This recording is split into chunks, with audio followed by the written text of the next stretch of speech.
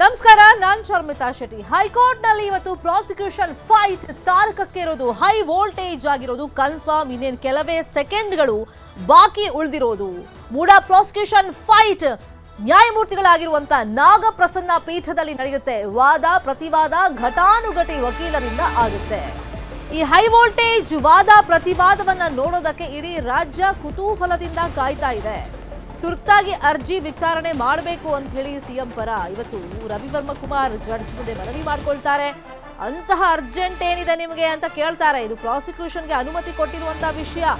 ಕೆವಿಎಟ್ಗೂ ಕೂಡ ಅರ್ಜಿಯನ್ನ ಹಾಕೊಂಡಿದ್ದಾರೆ. ಹಾಗಾಗಿ ದಯಮಾಡಿ ಬೇಗ ಈ ವಾದ ಪ್ರತಿವಾದವನ್ನ ಆಲಿಸಬೇಕು ಅಂತ ರಿಕ್ವೆಸ್ಟ್ ಮಾಡಿದ್ರಿಂದ ಅದಕ್ಕೆ ಪರ್ಮಿಷನ್ ಅನ್ನ ಜಡ್ಜ್ ಕೊಡ್ತಾರೆ. ಇದೀಗ ಯಾವ ಪೀಠದಲ್ಲಿ ವಾದ ಪ್ರತಿವಾದ ಆಗುತ್ತೆ ಅನ್ನೋದು ಗೊತ್ತಾಗಿದೆ. ನ್ಯಾಯಮೂರ್ತಿ ನಾಗಪ್ರಸನ್ನ ಅವರ ಪೀಠದಲ್ಲಿ ವಾದ ಪ್ರತಿವಾದ ನಡೆಯೋದಕ್ಕೆ ಕೌಂಟ್ ಡೌನ್ ಶುರುವಾಗಿದೆ. ಸಿಎಂ ಪರವಾಗಿ 3 ವಕೀಲರು ಹಾಜರಾಗಿದ್ದಾರೆ. ಪ್ರೊಫೆಸರ್ ರವಿವರ್ಮ ಕುಮಾರ್, ಖ್ಯಾತ ವಕೀಲರಾಗಿರುವಂತಹ ಕಪಿಲ್ ಸಿಬಲ್, ಅಭಿಷೇಕ್ ಮನು ಸಿಂಘ್ವಿ ಅವರು ವಾದ ಮಂಡನೆಯನ್ನ ಮಾಡ್ತಾರೆ. ಇನ್ನು ಅರ್ಜಿದಾರರ ಪರವಾಗಿನೂ ಕೂಡ ಹಿರಿಯ ವಕೀಲರು, ಖ್ಯಾತ ವಕೀಲರು ವಾದ ಮಂಡನೆಯನ್ನ ಮಾಡ್ತಾರೆ. ಸ್ನೇಹಮಯಿ ಕೃಷ್ಣ ಪರ ಲಕ್ಷ್ಮಿ ಅಯ್ಯಂಗಾರ್, ಸಿವಿ ನಾಗೇಶ್, ಕೆಜಿ ರಾಘವನ್ ಹಾಜರಾಗುವಂತಹ ಸಾಧ್ಯತೆ ಇದೆ.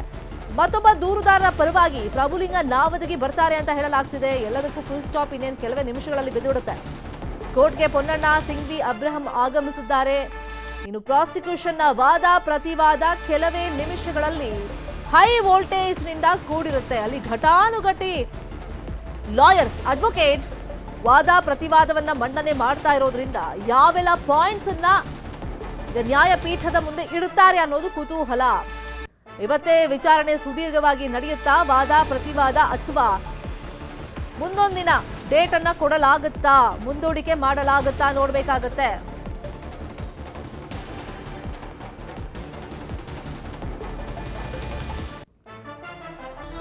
ಕಾನೂನು ರೀತಿಯಲ್ಲಿ ಮುಂದೆ ಯಾವ ತರ ಹೋರಾಟ ಮಾಡಬೇಕು ಗವರ್ನರ್ ಈ ನಡೆಗೆ ಅಂತ ಹೇಳಿ ಸಿದ್ದರಾಮಯ್ಯ ನಿರಂತರವಾಗಿ ಚರ್ಚೆ ಮಾಡ್ತಾ ಇದ್ದಾರೆ. ಪ್ರಾಸಿಕ್ಯೂಷನ್ ಬಗ್ಗೆ ಕಪಿಲ್ ಸಿಬಲ್ ಹಾಗೇನೆ ಅಭಿಷೇಕ್ ಮನು ಸಿಂಘ್ವಿ ಜೊತೆಯಲ್ಲಿ ಸಿಎಂ ಚರ್ಚೆಯನ್ನ ಮಾಡಿದ್ರು. ಹಗರಣದಲ್ಲಿ ತಮ್ಮ ಪಾತ್ರ ಇಲ್ಲ ಅಂತ ಹೇಳಿ ವಿವರಣೆಯನ್ನ ಕೊಟ್ಟಿದ್ದಾರೆ. ಹಾಗೇನೆ ಮೂಡಾದ ಆ ಸೈಟ್ ತಮ್ಮ ಪತ್ನಿ ಹೆಸರಿಗೆ ಯಾವ ತರ ಹಂಚಿಕೆ ಆಯಿತು ಅನ್ನೋದರ ಬಗ್ಗೆನೂ ಕೂಡ ಅಡ್ವೊಕೇಟ್ಸ್ಗೆ ಅವರು ಮಾಹಿತಿಯನ್ನ ಕೊಟ್ಟಿದ್ದಾರೆ. ನ್ಯಾಯಾಂಗ ತನಿಖೆಗೆ ವಹಿಸಿದ ಬಗ್ಗೆನೂ ಕೂಡ ಮಾಹಿತಿಯನ್ನ ಕೊಟ್ಟರು. ಇಲ್ಲಿ ಮೂಲ ಜಮೀನಿನ ಬಗ್ಗೆನೂ ಕೂಡ ಮಾಹಿತಿಯನ್ನು ನೀಡಲಾಯಿತು. ರವಿವರ್ಮ ಕುಮಾರ್ ಜೊತೆಯಲ್ಲಿ ಸಿಬಲ್ ಚರ್ಚೆಯನ್ನ ಮಾಡಿದ್ರು. ದೂರವಾಣಿ ಕರೆ ಮಾಡಿ ಅವ್ರು ಮಾತಾಡಿದ್ದಾರೆ. ಪ್ರೊಫೆಸರ್ ರವಿವರ್ಮ ಕುಮಾರ್ ಬೆಳಿಗ್ಗೆನೆ ಅರ್ಜಿಯನ್ನ ಹಾಕಿದ್ರು, ರಿಟ್ ಅರ್ಜಿ. ಈಗ ವಾದವನ್ನ ಮಾಡೋದಕ್ಕೆ ಕಪಿಲ್ ಸಿಬಲ್ ಮತ್ತೆ ಅಭಿಷೇಕ್ ಮನು ಸಿಂಘ್ವಿ ಬಂದಿದ್ದಾರೆ. ಆದ್ರೆ ಅದಕ್ಕೂ ಮುಂಚಿತವಾಗಿ ಕೋರ್ಟ್ ಅಲ್ಲಿ ಏನೆಲ್ಲ ಆಗ್ತಿದೆ ಅನ್ನೋದು ಕುರಿತಂತೆ ರವಿವರ್ಮ ಕುಮಾರ್ ಜೊತೆಯಲ್ಲಿ ಸಿಬಲ್ ಅವರು ಮಾತಾಡಿದ್ದಾರೆ. ಫೋನ್ ಕರೆಯನ್ನ ಮಾಡಿ ಖಾಸಗಿ ಹೋಟೆಲ್ಗೆ ಸಿಎಂ ತೆರಳಿದ್ರು. ಅಲ್ಲೇನೆ ಕಪಿಲ್ ಸಿಬಲ್ ಹಾಗೇನೆ ಅಭಿಷೇಕ್ ಮನು ಸಿಂಘ್ವಿ ಜೊತೆಯಲ್ಲಿ ಮಾತನಾಡಿದ್ದಾರೆ. ಏನಾಗಿದೆ ಈ ಹಗರಣದಲ್ಲಿ ತನ್ನ ಪಾತ್ರ ಇಲ್ಲ ಅಂತ ಹೇಳಿ ವಿವರಣೆಯನ್ನ ಕೊಡೋದ್ರ ಜೊತೆಗೆ ಆ ಸೈಟ್ ಹೇಗೆ ಹಂಚಿಕೆ ಆಯಿತು, ಸೊ ಆ ಬಗ್ಗೆ ಕಪಿಲ್ ಸಿಬಲ್ ಮತ್ತೆ ಅಭಿಷೇಕ್ ಮನು ಸಿಂಘ್ವಿಗೆ ವಿವರಣೆಯನ್ನ ಸಿದ್ದರಾಮಯ್ಯ ಅವರು ಕೊಟ್ಟಿದ್ದಾರೆ. ಸಮಾಲೋಚನೆಯನ್ನ ಮಾಡಿದ್ದಾರೆ. ಮುಂದೆ ಯಾವ ತರ ಕಾನೂನು ಹೋರಾಟಗಳಿರುತ್ತೆ, ಸಾಧಕ ಬಾಧಕಗಳು ಯಾವ ತರ ಇರುತ್ತೆ, ಇವತ್ತು ವಿಚಾರಣೆ ಸಂದರ್ಭದಲ್ಲಿ ಏನೆಲ್ಲ ಮಾಹಿತಿಗಳನ್ನ ಕೊಡಬೇಕಾಗುತ್ತೆ, ಸೊ ಎಲ್ಲದ್ರ ಬಗ್ಗೆನೂ ಕೂಡ ಮಾಹಿತಿಯನ್ನ ಇಬ್ಬರು ಖ್ಯಾತ ವಕೀಲರಿಗೆ ಸಿದ್ದರಾಮಯ್ಯ ಅವರು ಕೊಟ್ಟಿದ್ದಾರೆ. ಒಬ್ರು ಕಪಿಲ್ ಸಿಬಲ್, ಮತ್ತೊಬ್ರು ಅಭಿಷೇಕ್ ಮನು ಸಿಂಘ್ವಿ ಅವರು. ಇನ್ನೇನು ಹೈ ವೋಲ್ಟೇಜ್ ವಾದ ಪ್ರತಿವಾದಕ್ಕೆ ಕೌಂಟ್ ಡೌನ್ ಶುರುವಾಗಿದೆ. ಸೊ ಬೆನ್ನಲ್ಲೇ ಅದಕ್ಕೂ ಮುಂಚೆ ಖಾಸಗಿ ಹೋಟೆಲ್ನಲ್ಲಿ ಸಿದ್ದರಾಮಯ್ಯ ಅವರು ಕಪಿಲ್ ಸಿಬಲ್ ಮತ್ತೆ ಅಭಿಷೇಕ್ ಮನು ಸಿಂಘ್ವಿ ಅವರನ್ನ ಭೇಟಿಯಾದ್ರು. ಒಟ್ಟಿನಲ್ಲಿ ಈ ಹಗರಣ ಅಂತ ಏನು ಕರೀತಾ ಇದ್ದಾರೆ, ಮೂಡಾ ಹಗರಣ, ಅದರಲ್ಲಿ ನನ್ನ ಪಾತ್ರ ಇಲ್ಲ, ಜೊತೆಗೆ ತಮ್ಮ ಪತ್ನಿಗೆ ಆ ಸೈಟ್ ಹಂಚಿಕೆ ಯಾವ ತರ ಆಗಿದೆ ಅನ್ನೋದರ ಕುರಿತಂತೆ ಸುದೀರ್ಘವಾಗಿ ಮಾಹಿತಿಯನ್ನ ಇಬ್ರು ಅಡ್ವೊಕೇಟ್ಸ್ಗಳಿಗೆ ಸಿದ್ದರಾಮಯ್ಯ ಅವರು ಕೊಟ್ಟಿದ್ದಾರೆ. ಒಟ್ಟಿನಲ್ಲಿ ಸಿದ್ದರಾಮಯ್ಯಗೆ ಪ್ರಾಸಿಕ್ಯೂಷನ್ನ ಟೆನ್ಷನ್ ಕ್ಷಣದಿಂದ ಕ್ಷಣಕ್ಕೆ ಜಾಸ್ತಿ ಆಗ್ತಾ ಇದೆ. ಸುದೀರ್ಘವಾದಂಥ ರಾಜಕೀಯ ಪಯಣ, ಅಂದ್ರೆ 4 ದಶಕಗಳು. ಸೊ 4 ದಶಕಗಳ ರಾಜಕೀಯ ಜೀವನದಲ್ಲಿ ಒಂದು ಕಪ್ಪು ಚುಕ್ಕೆನೂ ಇರಲಿಲ್ಲ, ನಾನು ಸ್ವಚ್ಛ ರಾಜಕಾರಣಿ ಅಂತ ಸಿದ್ದರಾಮಯ್ಯ ಹೇಳ್ಕೊಳ್ತಾ ಇದ್ರು. ಆದರೆ ಇದೀಗ ಮೂಡಾ ಹಗರಣ ಬರ ಸಿಡಿಲಿನಂತೆ ಬಂದಿರಗಿದೆ ಅವರಿಗೆ. ಅದರಿಂದ ಯಾವ ತರ ಬಚಾವ್ ಆಗ್ತಾರೆ ಅನ್ನೋದನ್ನ ನೋಡ್ಬೇಕಾಗುತ್ತೆ. ಹೈಕೋರ್ಟ್ಗೆ ನ್ಯಾಯಮೂರ್ತಿಗಳಾಗಿರುವಂತ ನಾಗಪ್ರಸನ್ನ ಅವರು ಆಗಮಿಸಿದ್ದಾರೆ. ಇವರು ಪೀಠದಲ್ಲೇ ಇದೀಗ ಈ ಪ್ರಾಸಿಕ್ಯೂಷನ್ ಫೈಟ್ ನ ವಾದ ಪ್ರತಿವಾದ ತಾರಕಕ್ಕೇರೋದು. ವಿಚಾರಣೆ ಈಗ ಶುರು ಆಗಿದೆ. ವಿಚಾರಣೆ ಸ್ಟಾರ್ಟ್ ಮಾಡಿದ್ದಾರೆ ನ್ಯಾಯಮೂರ್ತಿಗಳು. ಅವ್ರ ಮುಂದೆ ಈಗ ಖ್ಯಾತ ವಕೀಲರು ವಾದ ಪ್ರತಿವಾದವನ್ನ ಆರಂಭ ಮಾಡಿದ್ದಾರೆ. ಹೈಕೋರ್ಟ್ ಅಲ್ಲಿ ನಾಗಪ್ರಸನ್ನ ಅವರ ಪೀಠದಲ್ಲಿ ಇದೀಗ ಸಿಎಂ ಹಾಗೂ ಗವರ್ನರ್ ಪರ ವಕೀಲರು ಆಗಮಿಸಿದ್ದಾರೆ. ವಿಚಾರಣೆಯನ್ನ ಶುರು ಮಾಡಿದ್ದಾರೆ ನ್ಯಾಯಮೂರ್ತಿಗಳು. ಇಲ್ಲಿ ಅಸಂವಿಧಾನಿಕವಾಗಿ ಇವರು ಸಚಿವ ಸಂಪುಟದ ಶಿಫಾರಸನ್ನ ರಿಜೆಕ್ಟ್ ಮಾಡಿದ್ದಾರೆ. ಅದು ಹಂಗಾಗೋದಿಲ್ಲ. ಸಂವಿಧಾನದಲ್ಲಿ 163ನೇ ವಿಧಿ ಪ್ರಕಾರ ಇವರು ಅಕ್ಸೆಪ್ಟ್ ಮಾಡ್ಕೋಬೇಕಾಗಿತ್ತು ಸಚಿವ ಸಂಪುಟದ ಶಿಫಾರಸನ್ನ. ಅದು ಹೇಗೆ ರಿಜೆಕ್ಟ್ ಮಾಡಿದ್ರು ಅಂತ ಕೇಳ್ತಾ ಇದ್ರಲ್ಲ, ಅದಕ್ಕೆಲ್ಲ ಉತ್ತರ ಸಿಗುತ್ತಲೆ. ಈಗ ನೋಡಿ, ನಗ್ತಲೆ ವಿಚಾರಣೆಯನ್ನ ಶುರು ಮಾಡಿದ್ದಾರೆ ನ್ಯಾಯಮೂರ್ತಿಗಳು. ಇದೊಂದೇ ಅರ್ಜಿ ಅಲ್ವಾ ಇರೋದು ಅಂತ ಜಡ್ಜ್ ಕೇಳಿದ್ದಾರೆ. ಅದಾದ್ಮೇಲೆ ನಗ್ತಲೆ ವಿಚಾರಣೆಯನ್ನ ಆರಂಭ ಮಾಡಿ ಅಂತ ಹೇಳಿ ನ್ಯಾಯಮೂರ್ತಿಗಳು ಹೇಳಿದ್ದಾರೆ. ಸಹಜವಾಗಿ ಇಡೀ ರಾಜ್ಯ ಇದೀಗ ಏನಾಗಬಹುದು ವಿಚಾರಣೆ. ಹೈಕೋರ್ಟ್ನಲ್ಲಿ ಖ್ಯಾತ ವಕೀಲರು ವಾದ ಪ್ರತಿವಾದ ನಡೆಸ್ತಾ ಇರೋದ್ರಿಂದ ಏನೆಲ್ಲ ಪಾಯಿಂಟ್ಸ್ ಗಳನ್ನ ಅಲ್ಲಿ ಹೇಳ್ತಾರೆ ವಾದ ಪ್ರತಿವಾದದಲ್ಲಿ ಅಂತ ಕುತೂಹಲ ಇರುತ್ತೆ.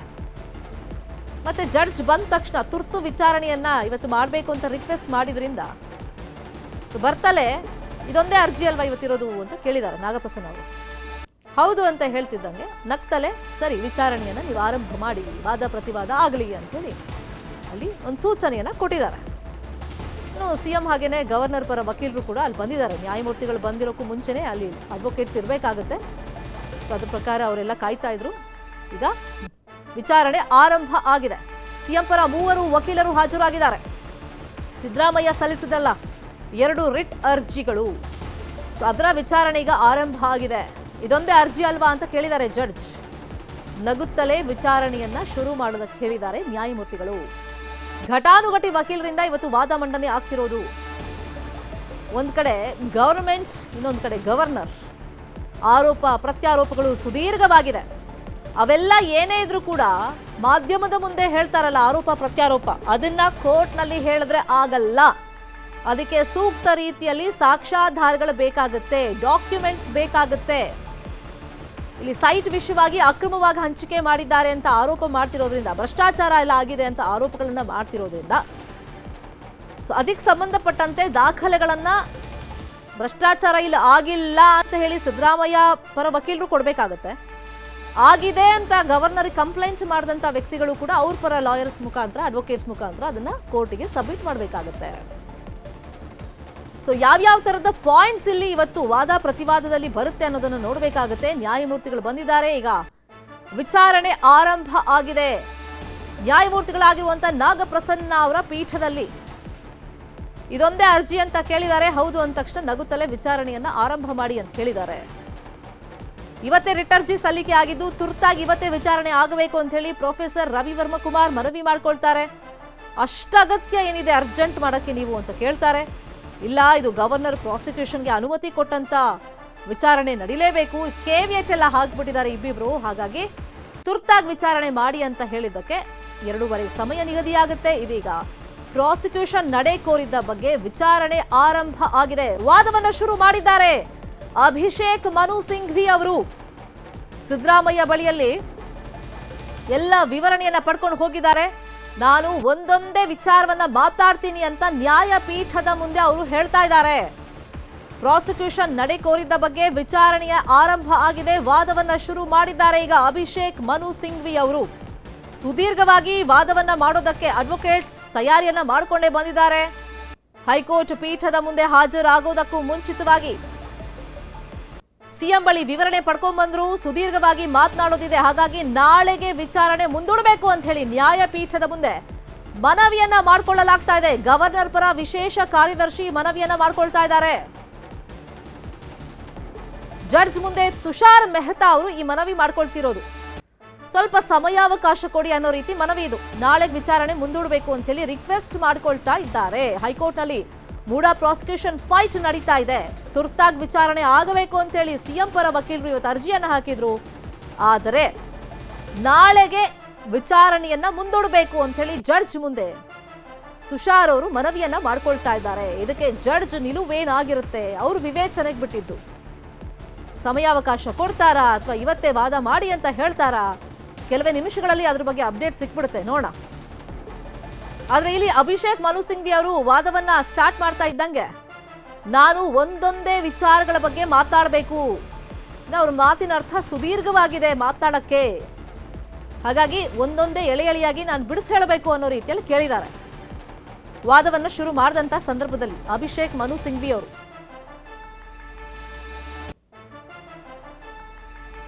ಸೊ ಅದಕ್ಕೆ ಇವತ್ತೇ ವಿಚಾರಣೆ ನಡೆಸಬೇಕು ಅಂತೇಳಿ ಸಿಂಘ್ವಿ ಅವರು ಕೇಳ್ತಾ ಇದ್ದಾರೆ. ಘಟಾನುಘಟಿ ಲಾಯರ್ಸ್ ಎದುರು ಬದ್ರು ನಿಂತು ವಾದ ಮಾಡ್ತಾ ಇದ್ದಾರೆ. ಒಂದ್ ಕಡೆ ನಾಳೆ ಜನಪ್ರತಿನಿಧಿಗಳ ಕೋರ್ಟ್ ಅಲ್ಲಿ ಅರ್ಜಿ ವಿಚಾರಣೆ ಇದೆ, ಹಾಗಾಗಿ ಸಮಯಾವಕಾಶ ಇಲ್ಲ ನಮ್ಮ ಹತ್ರ. ಅವ್ರು ಕೇಳ್ತಿರೋ ಹಂಗೆ ವಿಚಾರಣೆ ಮುಂದೂಡೋದಕ್ಕೆ ಸಮಯಾವಕಾಶ ಇಲ್ಲ. ಇವತ್ತೇ ವಿಚಾರಣೆ ನಡೆಸಬೇಕು ಅಂತ ಹೇಳಿ ಜಡ್ಜ್ ಮುಂದೆ ಮನವಿಯನ್ನ ಅಭಿಷೇಕ್ ಮನು ಸಿಂಘ್ವಿ ಅವರು ಹೇಳ್ತಾ ಇದ್ದಾರೆ, ವಾದವನ್ನ ಇಡ್ತಾ ಇದ್ದಾರೆ. ನಾಳೆ ಜನಪ್ರತಿನಿಧಿಗಳ ಕೋರ್ಟ್ ಅಲ್ಲಿ ಅರ್ಜಿ ಇದೆ. ಸೊ ಇವತ್ತೇ ಹೈಕೋರ್ಟ್ ನಲ್ಲಿ ಅರ್ಜಿ ವಿಚಾರಣೆ ಆದ್ರೆ ಒಳಿತು, ಸೂಕ್ತ. ಈ ಮಾತನ್ನ ನ್ಯಾಯಪೀಠದ ಮುಂದೆ ಅಭಿಷೇಕ್ ಮನು ಸಿಂಘ್ವಿ ಹೇಳ್ತಾ ಇದ್ದಾರೆ. ಆದ್ರೆ ದೂರುದಾರರ ಪರ ವಕೀಲರು ಹೇಳ್ತಿರೋದು ಸಮಯಾವಕಾಶ ಬೇಕು, ಹಾಗಾಗಿ ನಾಳೆಗೆ ಅರ್ಜಿ ವಿಚಾರಣೆಯನ್ನ ಮುಂದೂಡಿ ಅಂತ ಕೇಳ್ತಾ ಇದ್ದಾರೆ ತುಷಾರ್ ಮೆಹ್ತಾ ಅವರು. ಯಾವ್ದನ್ನೆಲ್ಲಿ ಕನ್ಸಿಡರ್ ಮಾಡ್ತಾರೆ ಜಡ್ಜ್ ನೋಡಬೇಕು. ನಾಳೆ ಅಂತಂದ್ರೆ ಇನ್ನು 2-3 ದಿನ ಸಮಯ ಬೇಕು ಅಂತ ಕೇಳ್ತಾ ಇದ್ದಾರೆ. ಇಲ್ಲಿ ಮಧ್ಯಂತರ ಆದೇಶವನ್ನ ಕೊಡಬೇಕಾಗಿದೆ. ಹೈಕೋರ್ಟ್ ಇದನ್ನ ಕೊಟ್ರೆ ಒಳ್ಳೇದಾಗುತ್ತೆ. ಆದ್ರೆ ಮೆಹ್ತಾ ಅವ್ರು ಏನ್ ಹೇಳ್ತಿದ್ದಾರೆ, ದೂರುದಾರರ ಪರ ವಕೀಲರು, ವಾದ ಮಂಡನೆಗೆ ನಮ್ಗಿನ್ನೂ ಸಮಯಾವಕಾಶ ಬೇಕು, 2-3 ದಿನ ನಮಗೆ ಸಮಯ ಬೇಕು, ಅದನ್ನ ನ್ಯಾಯಪೀಠ ಕೊಡಬೇಕು ಅಂತ ಕೇಳ್ತಾ ಇದ್ದಾರೆ.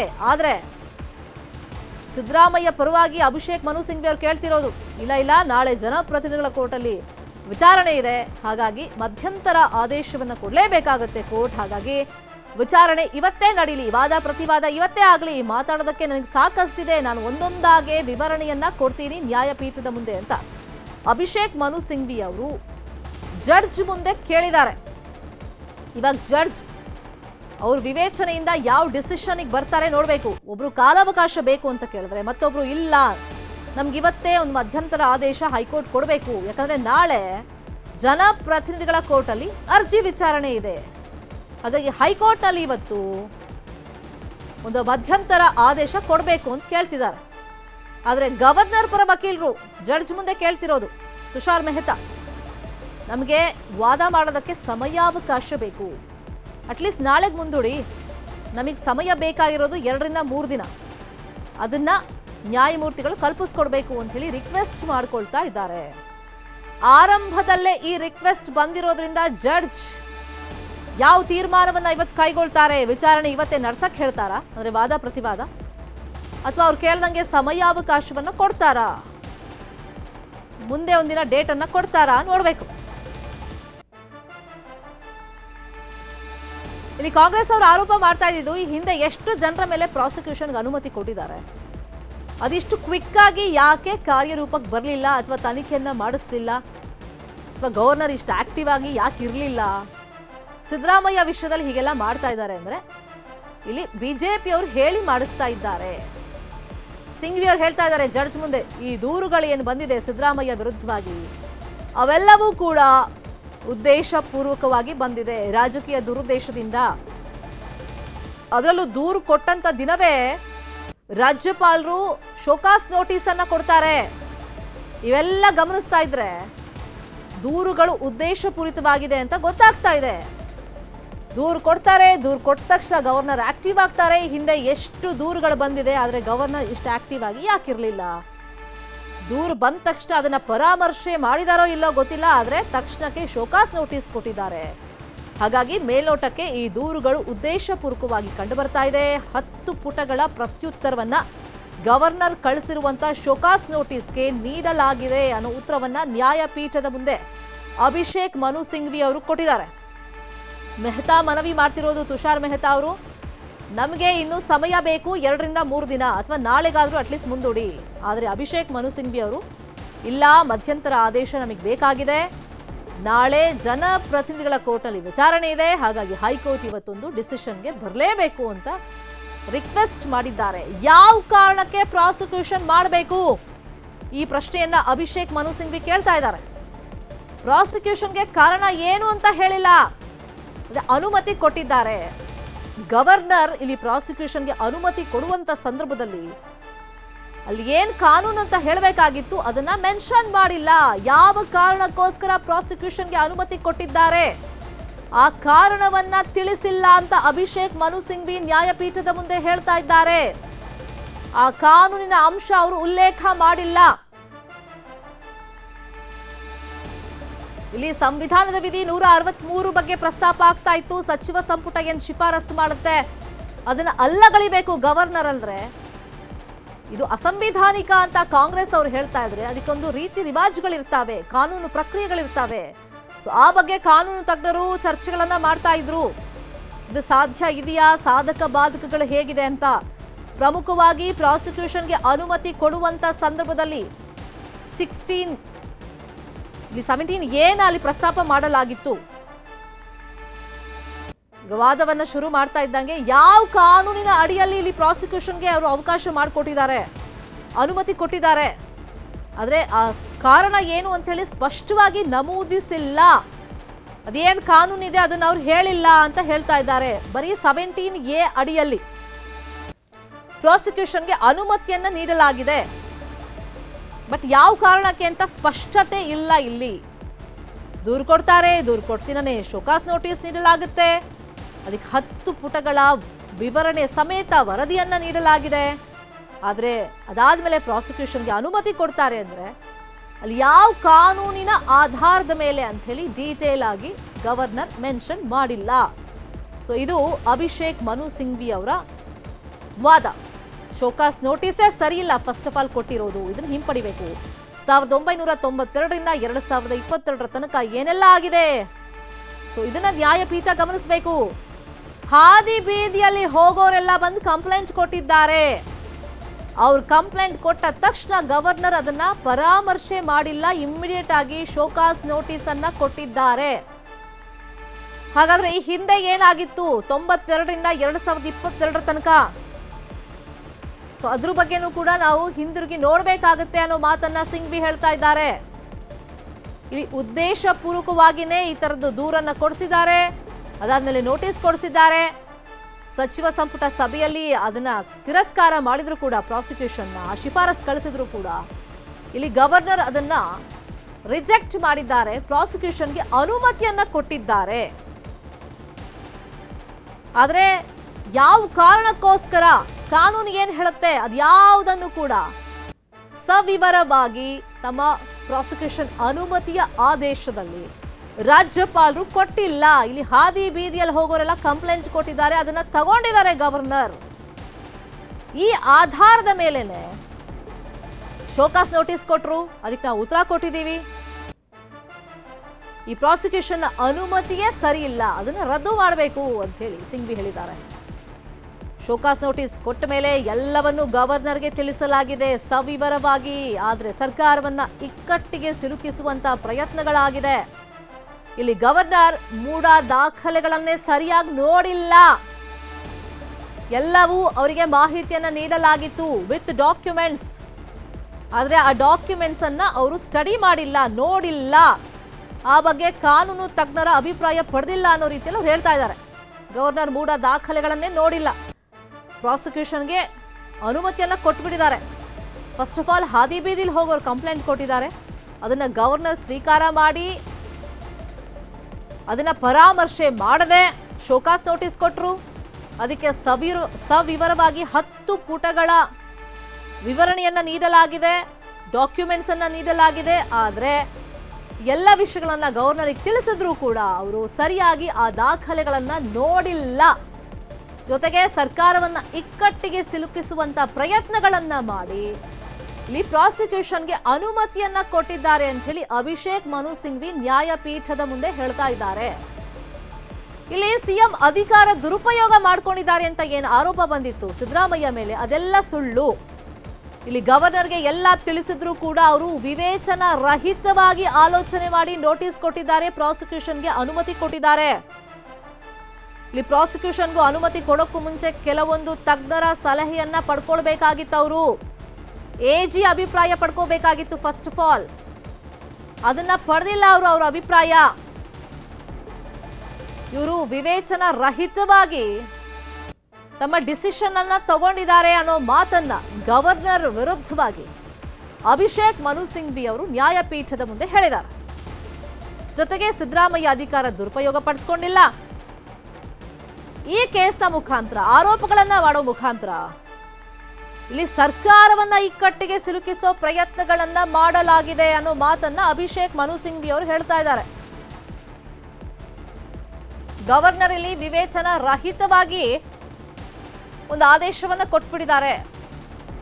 ನೋಟಿಸ್ ಕೊಡೋಕ್ಕೂ ಮುಂಚಿತವಾಗಿ ದೂರು ಕೊಡ್ಲಿ, ಯಾರು ಬೇಕಾದ್ರೂ ಕೊಡ್ಲಿ. ಫಸ್ಟ್ ಆಫ್ ಆಲ್ ಕೊಟ್ಟಿರೋದೇ ಇಲ್ಲಿ ಹಾದಿ ಬೀದಿಲಿ ಹೋಗೋರು. ದೂರು ಬಂದಾಗ ಅದನ್ನ ಎಜಿ ಬಳಿ ಚರ್ಚೆ ಮಾಡಬೇಕಾಗಿತ್ತು, ಅದನ್ನು ಮಾಡಿಲ್ಲ. 4ರಿಂದ 5ನೇ ಪ್ರತಿವಾದಿಗಳಿಗೆ ನೋಟಿಸ್ ಕೊಡೋಕ್ಕೂ ಮುಂಚಿತವಾಗಿ ಇವರು ಆಲೋಚನೆ ಮಾಡಬೇಕಾಗಿತ್ತು. 4ರಿಂದ 5ನೇ ಪ್ರತಿವಾದಿಗಳಿಗೆ ಇವರು ನೋಟಿಸೇ ಕೊಟ್ಟಿಲ್ಲ. ಯಾಕೆ? ಫಸ್ಟ್ ಆಫ್ ಆಲ್ ಕಾರಣ ಏನು? ಅದ್ರ ಬಗ್ಗೆನೂ ಸರಿಯಾದ ಉಲ್ಲೇಖ ಇಲ್ಲ, ಸ್ಪಷ್ಟತೆ ಇಲ್ಲ. ಹೊಸ BNS ಕಾಯ್ದೆಯನ್ನ ತಪ್ಪಾಗಿ ಅರ್ಥೈಸಲಾಗಿದೆ ಅಂತ ಅಭಿಷೇಕ್ ಮನು ಸಿಂಘ್ವಿ ಅವರು ಹೇಳ್ತಾ ಇದ್ದಾರೆ. ಇಲ್ಲಿ 17A ಪ್ರಕಾರ ಪೊಲೀಸರು ಮಾತ್ರ ದೂರನ್ನ ಕೊಡಬೇಕಾಗುತ್ತೆ. ಇಲ್ಲಿ ಸಾಮಾಜಿಕ ಹೋರಾಟಗಾರರು, ಕಾರ್ಯಕರ್ತರು ಬಂದು ಒಂದು ಕಂಪ್ಲೇಂಟ್ ಅನ್ನ ಕೊಟ್ಟಾಗ ರಾಜ್ಯಪಾಲರು ಅದನ್ನ ಸ್ವೀಕಾರ ಮಾಡಿದ್ದಲ್ದಲೆ ಆ ದೂರಿನ ಆಧಾರದ ಮೇಲೆನೆ ಶೋಕಾಸ್ ನೋಟಿಸ್ ಕೊಟ್ಟಿದ್ದಾರೆ. ದಾಖಲೆಗಳನ್ನ ಕೊಟ್ಟರು ಕೂಡ ಅದನ್ನ ಸರಿಯಾಗಿ ನೋಡಿಲ್ಲ, ಎಜಿ ಅಭಿಪ್ರಾಯ ಸರಿಯಾಗಿ ಪಡ್ಕೊಂಡಿಲ್ಲ. ವಿವೇಚನಾ ರಹಿತವಾಗಿ ಪ್ರಾಸಿಕ್ಯೂಷನ್ಗೆ ಅನುಮತಿ ಕೊಟ್ಟಿದ್ದಾರೆ. 4 ಹಾಗೆ 5ನೇ ಪ್ರತಿವಾದಿಗಳಿಗೆ ನೋಟಿಸ್ ಅನ್ನ ಇಶ್ಯೂ ಮಾಡಿಲ್ಲ.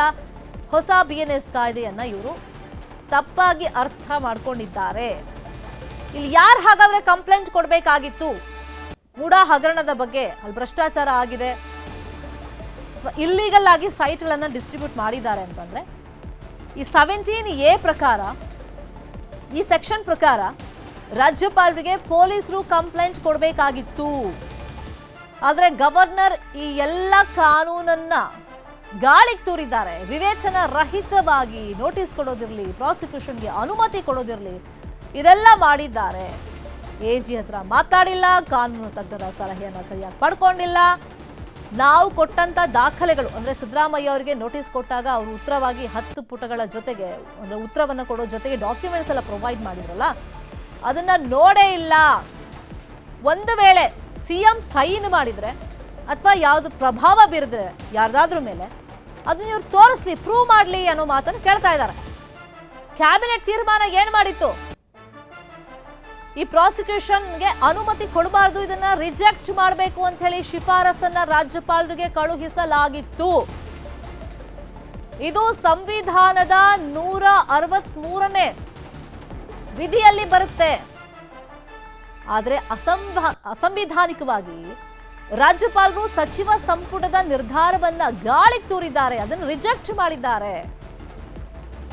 ಗವರ್ನರ್ ಕ್ಯಾಬಿನೆಟ್ ತೀರ್ಮಾನಕ್ಕೆ ಬೆಲೆನೇ ಕೊಟ್ಟಿಲ್ಲ, ಇದು ಸಿಂಘ್ವಿ ಅವರ ವಾದ. ಕ್ಯಾಬಿನೆಟ್ ತೀರ್ಮಾನವನ್ನ ಅವರು ರಿಜೆಕ್ಟ್ ಮಾಡಬೇಕು ಅಂತಂದ್ರೆ ಕೆಲವೊಂದು ಕಾನೂನು ಪ್ರಕ್ರಿಯೆಗಳಿದೆ, ಅದನ್ನ ಫಾಲೋ ಮಾಡಬೇಕಾಗಿತ್ತು. CM ಪ್ರಭಾವ ಬೀರಿದ್ದಾರೆ ಅಂತ ಹೇಳ್ತಾ ಇದಾರಲ್ಲ, ಅಕಸ್ಮಾತ್ ಅವರೆಲ್ಲಾದ್ರೂ ಸೈನ್ ಮಾಡಿದ್ರೆ, ಇನ್ಫ್ಲೂಯೆನ್ಸ್ ಮಾಡಿದ್ರೆ ಅದನ್ನ ತೋರಿಸ್ಲಿ. ಇನ್ನು ಗವರ್ನರ್ ಕ್ಯಾಬಿನೆಟ್ನ ನಿರ್ಣಯಕ್ಕೆ, ಶಿಫಾರಸ್ಸಿಗೆ ಬೆಲೆಯನ್ನ ಕೊಟ್ಟಿಲ್ಲ, ಇದನ್ನು ಕೂಡ ನ್ಯಾಯಪೀಠ ಕನ್ಸಿಡರ್ ಮಾಡಬೇಕು ಅಂತ ಕೇಳ್ತಾ ಇದ್ದಾರೆ. CM ಪರವಾಗಿ ಇಷ್ಟೆಲ್ಲ ವಾದ ಮಂಡನೆ ಆಗ್ತಾ ಇದ್ರೆ, ಇಲ್ಲ ನಮಗೆ ಸ್ವಲ್ಪ ಸಮಯ ಬೇಕು, 2ರಿಂದ 3 ದಿನ ಟೈಮ್ ಕೊಡಿ ಅಂತೇಳಿ ಗವರ್ನರ್ ಪರ ವಕೀಲರು ಕೇಳ್ತಾ ಇದ್ದಾರೆ. ಆದರೆ ನಮಗೆ ತುಂಬಾ ಮಾತಾಡೋದಿದೆ, ಇವತ್ತೇ ಅರ್ಜಿ ವಿಚಾರಣೆ ಆಗಬೇಕು, ನಾಳೆ ಜನಪ್ರತಿನಿಧಿಗಳ ಕೋರ್ಟಲ್ಲಿ ಅರ್ಜಿ ವಿಚಾರಣೆ ಇದೆ, ಅದಕ್ಕೂ ಮುಂಚೆ ಮಧ್ಯಂತರ ಆದೇಶವನ್ನ ಹೈಕೋರ್ಟ್ ಕೊಡಬೇಕು ಅಂತ ಕೇಳ್ತಾ ಇದ್ದಾರೆ.